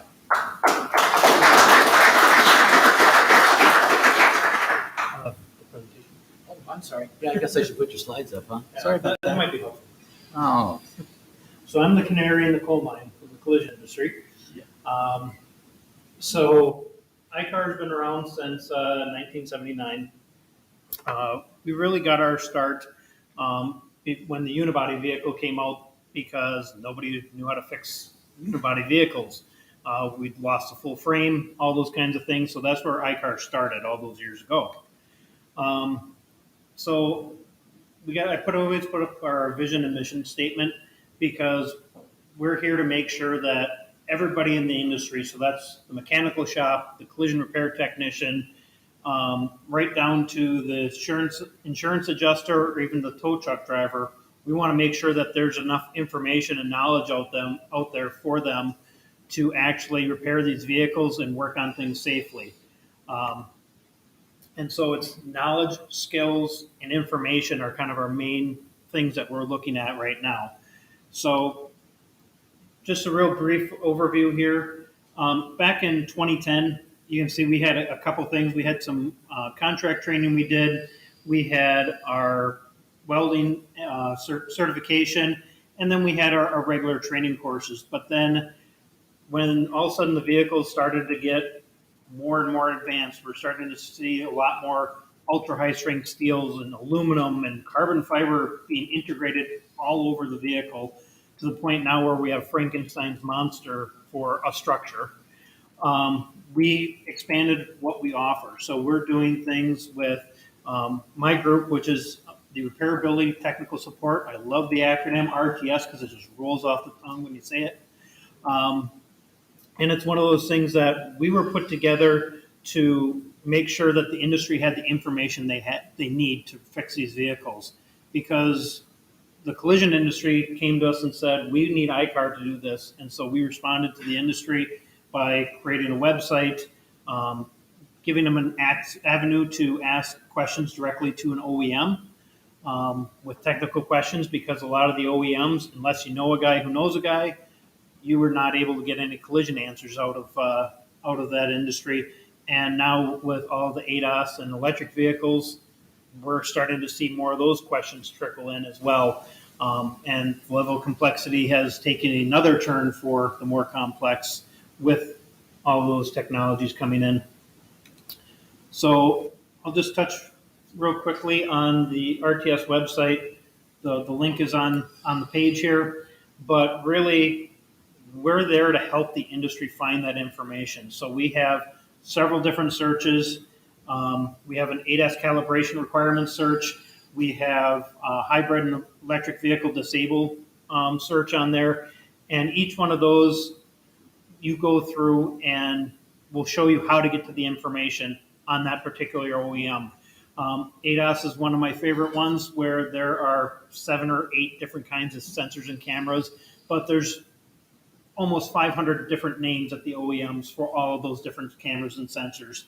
And so we were having shops that were calling us up and saying, hey, we can't find this information. Well, you're calling it the wrong thing. It's actually called this. And sometimes it was some of the names, I don't know how that became the name for that sensor or camera. And so there's a lot of confusion around that. And we started developing that search for that purpose. We also do a lot of articles, and these are technical articles. They're made for technicians, when we're doing research on something, we found out a piece of information that they need to know that you might not readily see in that repair procedure. It might be one little note in there that if you miss that step, you're in trouble. So we have a lot of different tools on the website that we really go through to kind of cover some of that information and help that technician find it. We also have things like position statements, OEM information pages, where we have a series of articles just explaining what everything is and where to find it. We've had shops that call us up and said, I've been looking for this piece of information for 3 hours. Well, on this particular sensor, it's plug and play. There's no calibrations. There's not even a operation check that you need to do. So they spent 3 hours of their day looking for something that doesn't exist. So we even include things like that on the website. If they, are spending 3 hours wasting their time for something that doesn't exist, we can usually point to them in about 5 minutes and we can get them right where they need to be. If anybody in the room after this, I got business cards up here. If you have people at your company you'd like a deeper dive on the website, I'd be happy to set up a webinar with you guys, customize it for what you do, and walk through each of those different sections of the website that pertain to your particular business. So that's always out there and open. One of the other things that we have with iCar, we have our sustaining partners. So these are just companies that we work directly with. They help support iCar, so it takes some of that burden off of the collision repair facilities. We also have a training alliance program that's part of that. So once you're a sustaining partner, you can join the training alliance. And with that, any training that you have, if it's relevant to any iCar training, it can take the place of that. So we're making sure that technicians aren't getting redundant training out there. That's one of the reasons we have that sustaining partner program with the Training Alliance. So we have Appleton, Wisconsin Tech Center. So it's about 30 minutes south of Green Bay and about 2.5 hours away from Chicago, to kind of give you a little bit of perspective on that. And this is kind of where all of our technical resources were, all of our instructional designers, every video and photo pretty much that was shot in this building.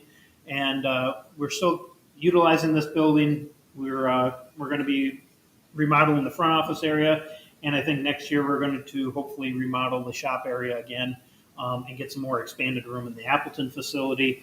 But that has been always the technical mothership of iCar. But now recently we have leased what we're calling our Chicago Tech Center down in Vernon Hills. And so this is just shy of 50,000 square feet, with 35,000 square feet of that being shop space. And we'll get into the reasons for this a little bit. But kind of give you a general idea of the location. It's very centrally located. It's close to O'Hare Airport, and we're going to be having a lot of activity going on there. So one of the things we're going to be doing out of this facility is we're going to have approximately 4,000 students a year going through it, and that's going to be for hands-on training. So this is going to be something that a lot of our training has moved to online, but these are going to be classes that we're going to be able to really dive deep on some of these new emerging technologies with ADAS and also EV vehicles, and I'll cover some of those courses a little bit more in detail. So this building is going to be open to the industry as well. So if you have a training class or something you want to do, or a meeting you need to have in the Chicago area, this building will be available for the industry to use. We just need to get it scheduled in there. But we're going to have a lot of technology in this building. It's going to be state of the art. We're also looking at doing a lot of augmented reality, virtual reality training courses as well.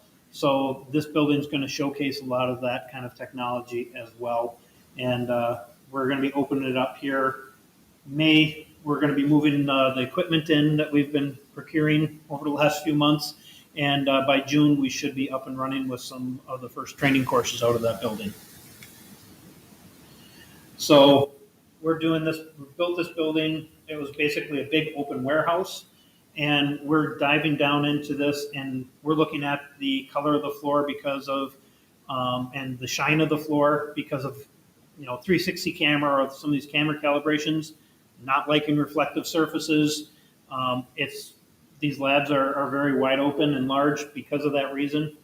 We're going to have a lot of the interconnected screens and things like that, so we can go from a classroom setting, recover some of the content, walk out into the lab, and the same information can be shared there at the lab. So it's going to be very interactive with that to really immerse the students in that training.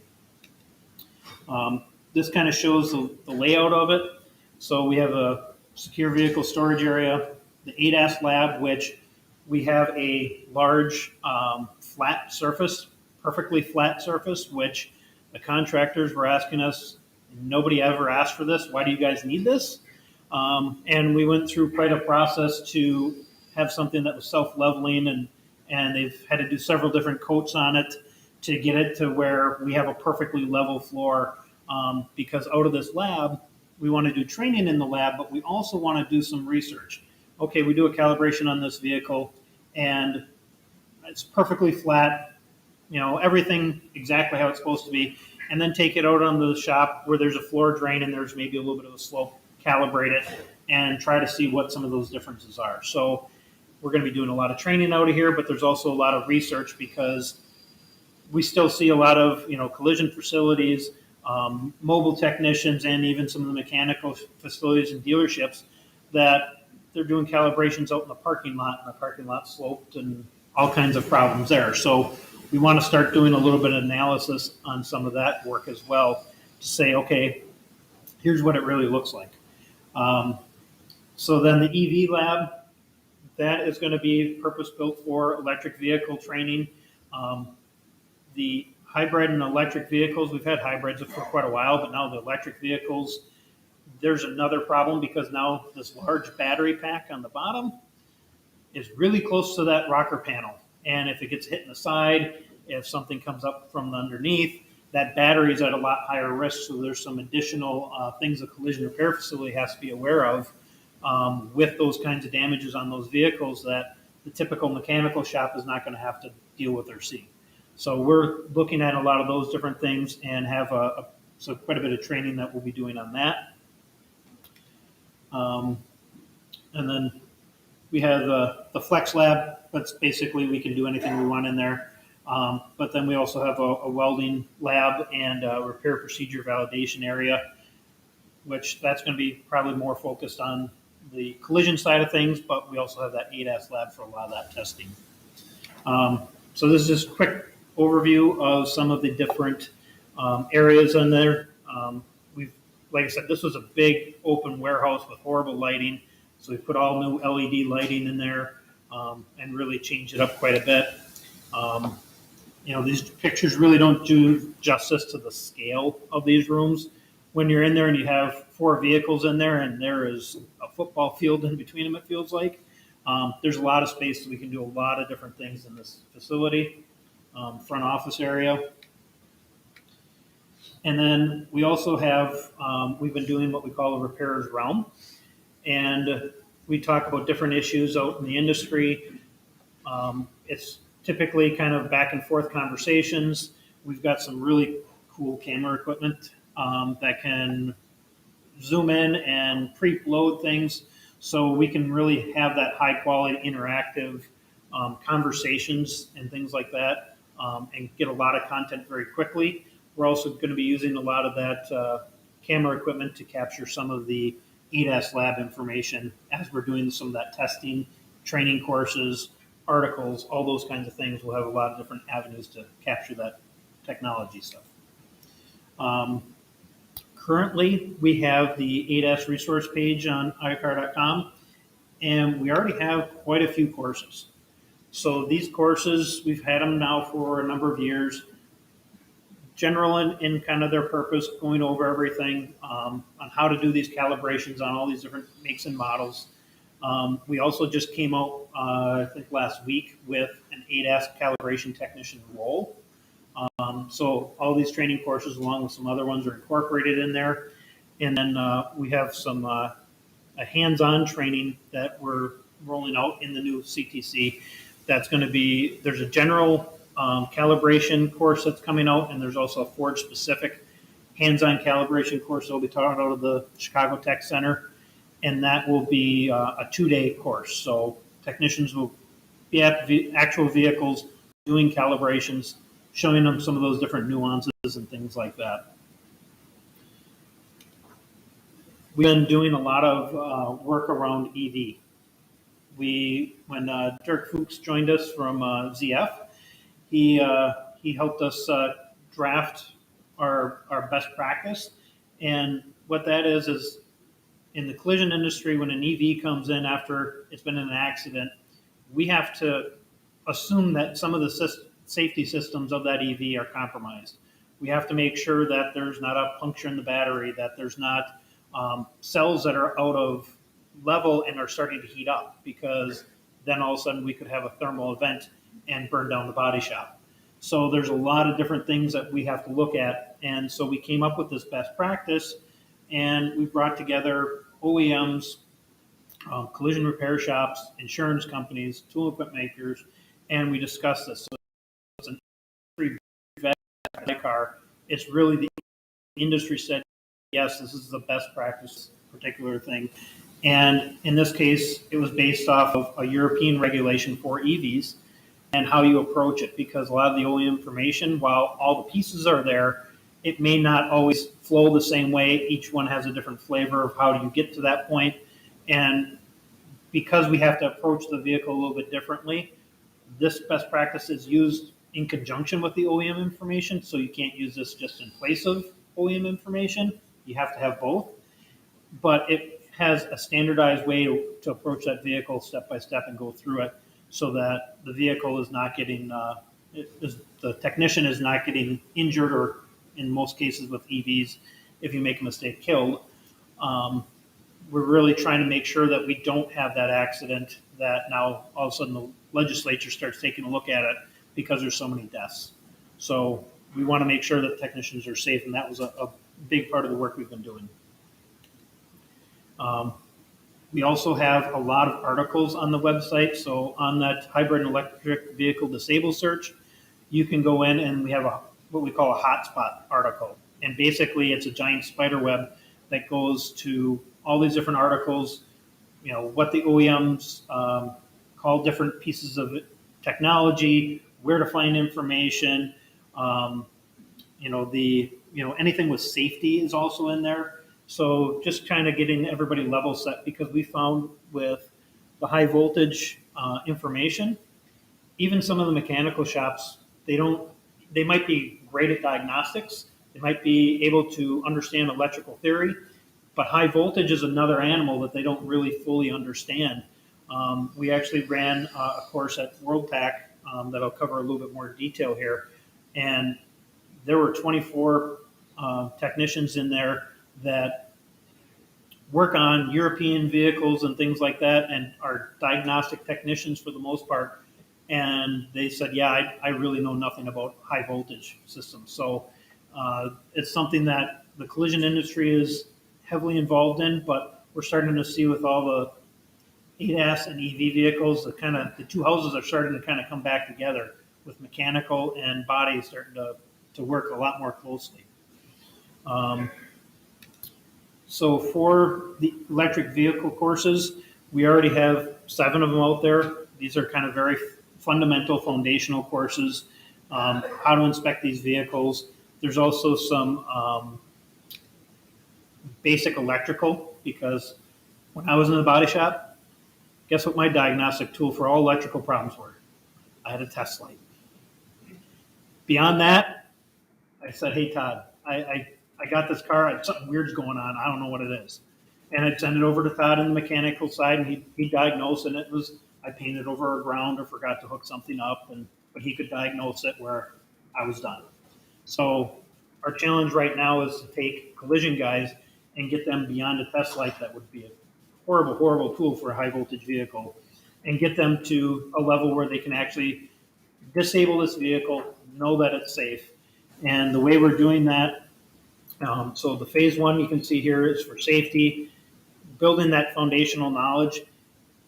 And then eventually we want to get to the point where the ICAR course for the collision networks and things like that, would be the foundational one that everyone goes to.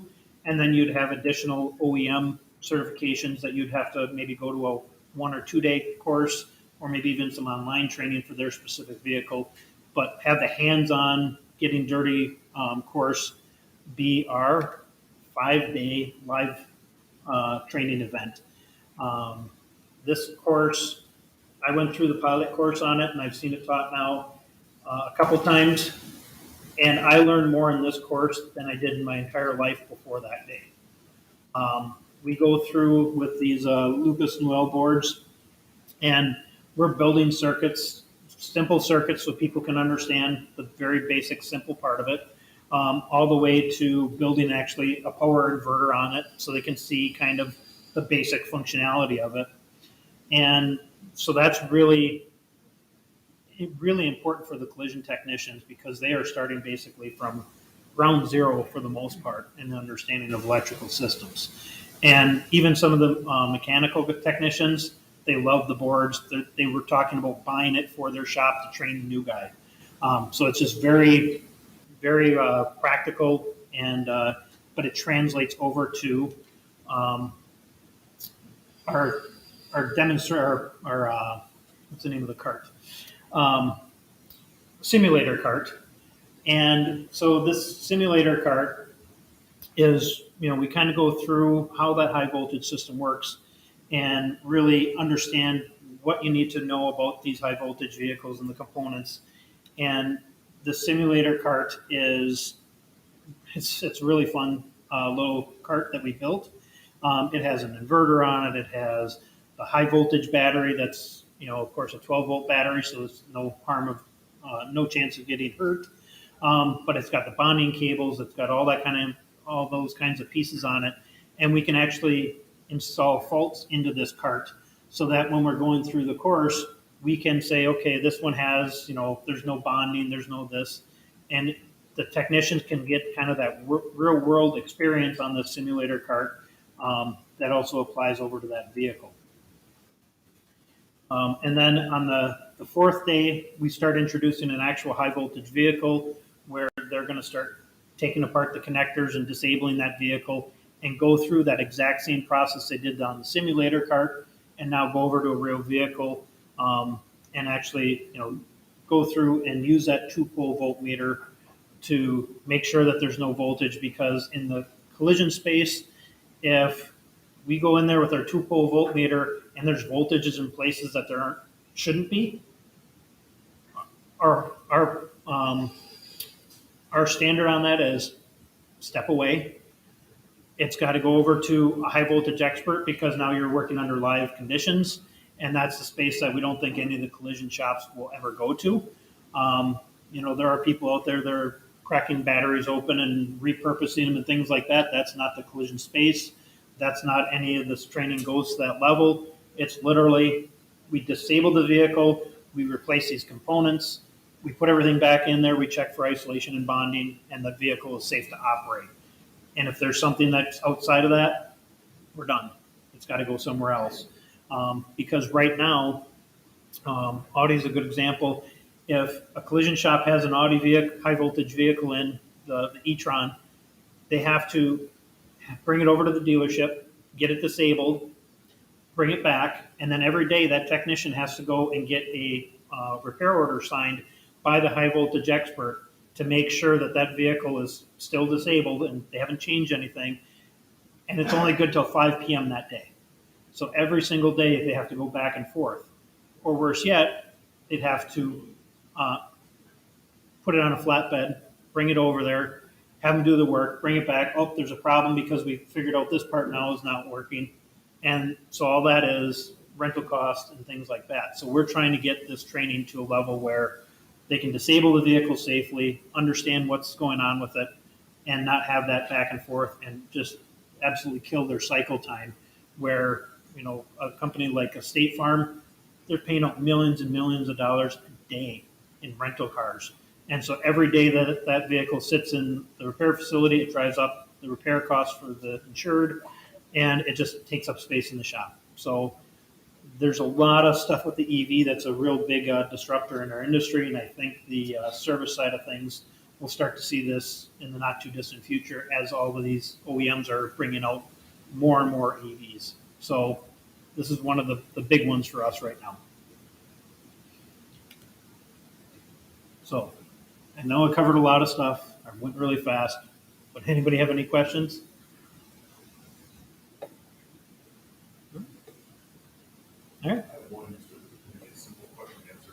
You mentioned isolation and bonding. I mean, I don't like the background. I wasn't familiar with the bonding in this situation.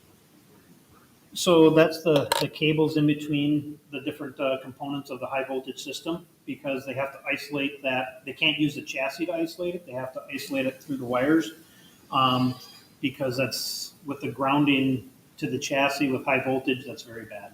Because So it's just a dedicated ground line.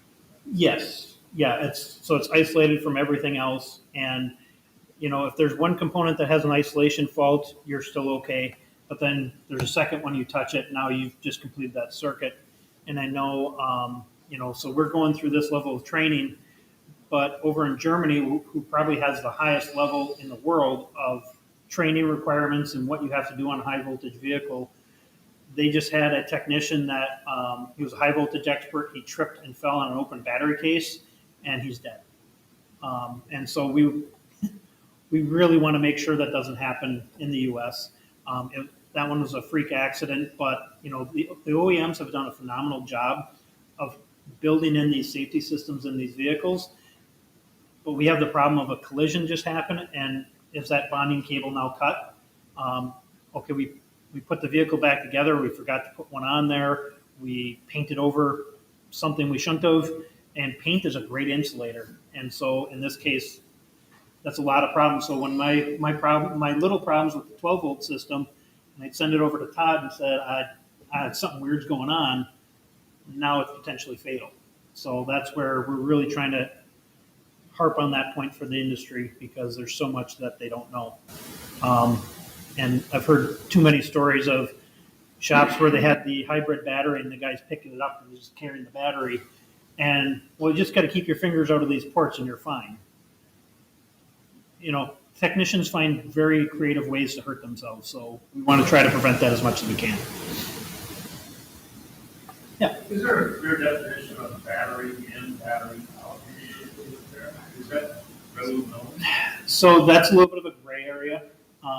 Typically, when we're welding on a vehicle, it's anything within 12 inches has to be removed. So if it's a 12 volt system, we always say disconnect the 12 volt battery, disable the high voltage battery, and any wires in that area, get them out of the way. Basically, any modules in that area, get them out of there. But when it comes to a skateboard platform where the high voltage battery is across the whole vehicle, there's not a lot of information from the OEMs that we can point to say this is a best practice for that. But that's something we are going to be looking into, because it's kind of a gray area that no one really has information on at this point.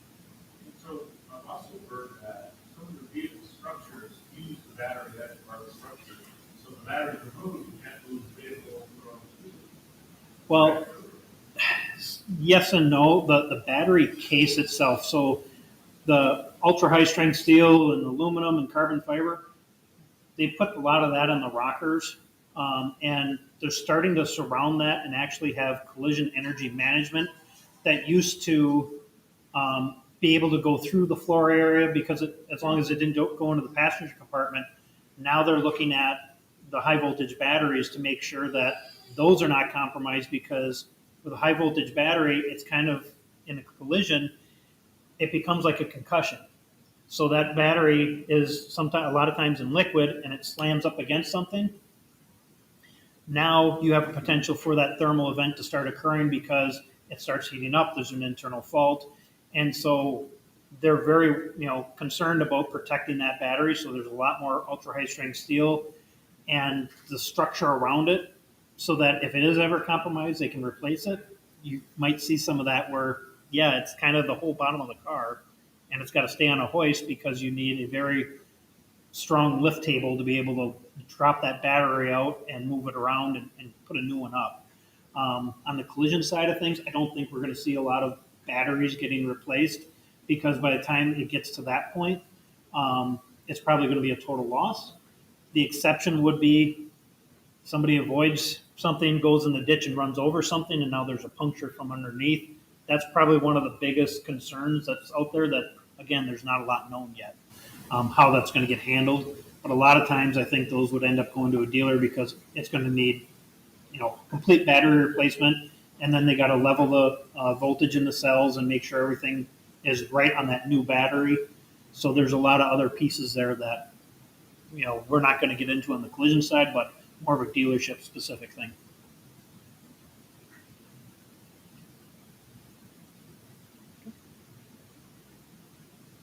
All right.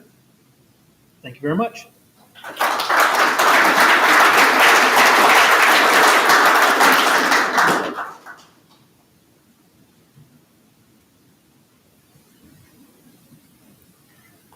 I'm supposed to stop at 4, so if you will indulge me, I might run about 5 minutes over. There's one piece I would like to talk about with this group while you're here that NASDAQ's been working on for some time, and so it's all right. I'll just dive into that. Many of you are aware, but some of you may not be, that NASDAQ has got signed agreements with automakers that are called the Automotive Service Information Standards Agreement. Basically, what that agreement says is that what's in the regulations for EPA CARB, and actually state of Massachusetts, because they're all very, very similar, what those bring to the table on the emission side is carried over to other systems of the vehicle. And automakers provide information for all of the vehicle systems through that agreement. It also includes security for most automakers. Some autos are small enough that we don't get involved with them with security, but they still participate with us when called upon. That agreement has within it basically a way to mediate and arbitrate a problem. We've been working for almost 2 years with Mercedes-Benz on multiple problems that are all related around tool information. So most of you who are involved with tools are very well aware of this situation. So ETI is basically tasked with getting that information into scan tool makers' hands so that they can build competent tools that can do the job to the level that that company decides they want to build a tool. So we received a lot of service information requests around factory tool and its availability, J2534 tool and its availability. ETI has not had full, complete tool information since model year 2009. So this turns into a pretty big problem when you're trying to repair a car, and the only way you can get that tool is through a company who could turn your tool off arbitrarily at any time that they decide to do it. They also have a 4-year requirement on their subscription. So all of this has come to us through service information requests. That's the tool that we have within that service information standards agreement, so that a technician can come to us and say, I'm having a problem finding this piece of information, or I'm having a problem buying this, or I'm having trouble using this. Most of the service information requests that NASDAQ receives today are information technology related. They have a lot less to do with, there isn't this procedure available. We had those back when we started in 2000, but now they're really more, they're more around the IT related things. So with this brand, we've negotiated in good faith with them extensively. We've tried to work out and solve these problems, and we just didn't quite get there. So we had a group of technicians who asked us to do the next step, which has never been done at NASDAQ. So we had to kind of invent the steps as we went along. The next step is to do what's called an information review process. And that is where a group of 3 automaker folks and 3, in this case, experts in the brand, review the service information request that the technicians didn't feel they got the answer they were looking for, and then come up with a response for that automaker. Now, part of the agreement is that automakers comply with the response. So ETI was, of course, really for us, the the big dog in this because it was all the service information and the tool information are integrated into the tool. So that was actually how we were starting out. And then that team, because it became such a convoluted deal to deal with that many service information requests, we're talking about over 100 here. To deal with that, then we went to all of the industry regulatory agencies, and we went to, of course, the signers of the Memorandum of Understanding, and we talked with the state of Massachusetts to the degree that they responded. And what we got out of that whole picture, this is kind of where this is where we need you to understand what we're trying to do, and that we've kind of gotten, the board had a discussion about this, we've kind of reached the end of what we can do. Our findings, the committee was unanimous. There was no real big discussion about that. There was a lot of discussion about the how and the when and the why and all of that. But our findings were that Mercedes was non-compliant, mostly with laws, but also with the agreements that they signed. They were presented with a letter, here's the areas. By the agreement, they have 20 days to respond to that, and they didn't respond to it for over a month. So we now are at the end of what that Service Information Standards Agreement does for the industry. And we are now at a point where the industry needs to say, okay, here's what we found. We did the homework for you. For months and months and months, Holly and I did paperwork and research and talked to technicians and tried to connect the dots on where things went together and documented all of this. So the last step that we took was to inform all of the agencies that were involved. We had several players that are part of the California Air Resource Board regulation called out as, the folks that are represented parties in that. ETI, again, is one of those, as well as the Automotive Service Councils of California, because they have a bunch of repair shops who were, service information requesters, as we call them. And we also have a scan tool company that is a California-based company that was one of our requesters. And then we had a bunch of members, just regular NASTAF members, who also were from California. So we put a formal request for review of compliance in with them. They're working on that. So that's where we sit on this Mercedes situation. So you may have heard a little of this and a little of that, and maybe not the full picture, but that's where we sit. And so as NASTAF, the board was all on board that we've reached the end of what we can do. We've published this information on our website. It's on our diagnostic network platform. It's available on request. So if you want to work with this brand and help us, really you're helping our technicians, because at this point, there's not a lot more that I can do with it. So I just wanted to put that piece out in front of you at this meeting. Also, Pete's been streaming it back there, so the technicians are getting to hear that. And by the way, thank you to Pete for streaming this for us today, and AVI is recording it, so we'll put these pieces up on the web for you. And then finally, we've got several pieces that I just don't have time to cover, and that's fine. We kind of expected that. And so I will be recording them and putting them up on our website. So if you go to the general meetings section of our website, give us a couple of weeks because I'm recording them next week.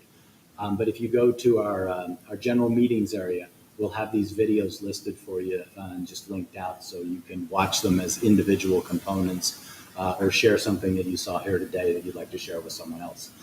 With that, this is the conclusion of our meeting. You are welcome to hang out and chat and do the meeting within the meeting. And we thank you all for flying to San Diego and spending your day with us today. Thank you.